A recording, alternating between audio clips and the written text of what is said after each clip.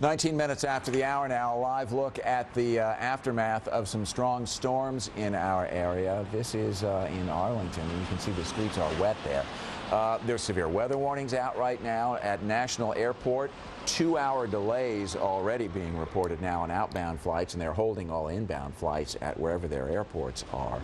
So we're seeing the results of all this strong line of storms roaring through. Yeah, and we've been watching it come through throughout the mid-afternoon, early afternoon, and it basically didn't become severe till right over the city right now. Biggest concern right now, gusty winds, but also these heavy rains. Just like yesterday when we picked up an inch of rain in a short amount of time, we've already have a couple locations that have already picked up that inch of rain. So do have a little bit of concern, a little bit of flash flooding. No warnings up for that yet, but I'm going to keep an eye on. Let's take a look outside. I want to show you the very latest, and we do have that one cluster that is under the warned area right now, and that is until 2:45. Basically, is that now pulled out of eastern Fairfax County through eastern Arlington, D.C., and really more towards north central Prince George's County. This warning here until 2:45 this afternoon.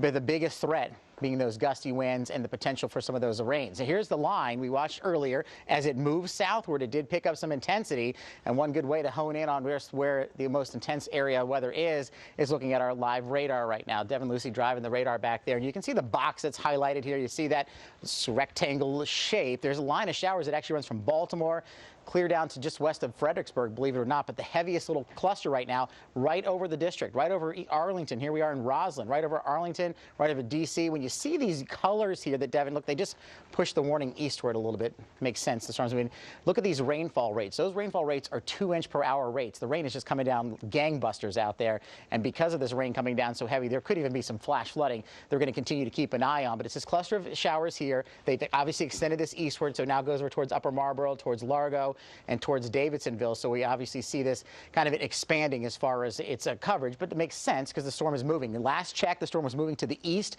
at about 25 miles per hour, the speed of the line, but the actual storm itself had the potential for wind gusts possibly near that 60-mile-per-hour potential. Glen Arden around 222, Capitol Heights as well, over towards Camp Springs, Forestville, over the next 7 to 12, 15 minutes or so. You can see as this storm continues its trek eastward, we're going to continue to watch for some of these storms to get a little bit more into other populated areas, heading out 50, heading out down towards the Suitland Parkway, 4 and 5. You'll be seeing some of those showers shortly. College Park, you're under the gun as well up towards Bowie and down towards Dale City. Don't want to forget about you. No warning currently, but Manassas down the Prince William County Parkway, over towards Dale City, Alexandria coming over here towards the GW Parkway shortly.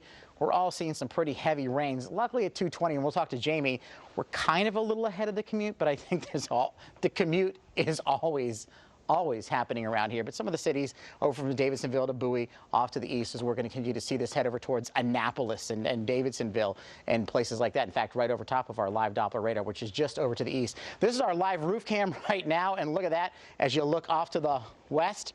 Where's west? It's out there under that lens because we do have the rain and the clouds out there beating down on our westward facing camera right now. I talked about the rain because we've had so much rain out there. We just got a new view here, a little cleared up. You can still see those clouds and that rain, but I do want to point out some of the totals. We've had in the last hour, the Chantilly just dropped out. There must be an error, but we had a 1.16 of rain in the last hour or so in Manassas. 1.10, Chevy Chase, just about an inch. In Gaithersburg, Chantilly had a little over 1, but something just dropped out there. But the bottom line is we're seeing quite a bit of rain in the system. So in addition to the potential for limited visibility, for the potential for some of those damaging gusts, we also have that road water to be concerned about. If you see some water on the roadways, turn around, don't drown. That is the mantra, because you got to be careful out there because this rain's coming down so heavily, especially in some of those locales that picked it up yesterday. The ground is just so saturated, it just can't take much more. But what impact is it having right now as far as the road is concerned? Well, I've got Jamie Sullivan here, so I don't have to know. She knows, and she can help us. Jamie, break it down.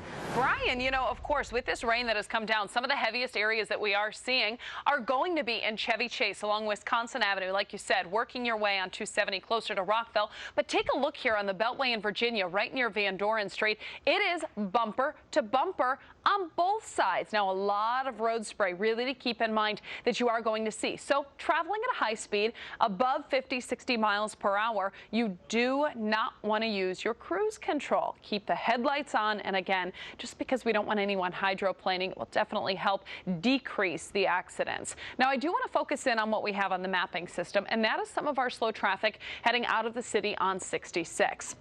A slow go working your way through Falls Church, continuing closer towards the Capitol Beltway. And then we have some volume in both directions, getting closer to Fairfax. I do want to focus in on what we have going on 66 with some delays. Heading towards the Robert Trent Jones Golf Club, they do have that golf tournament until 7 o'clock today. So seeing some more volume than we typically would right near Route 29 in Gainesville.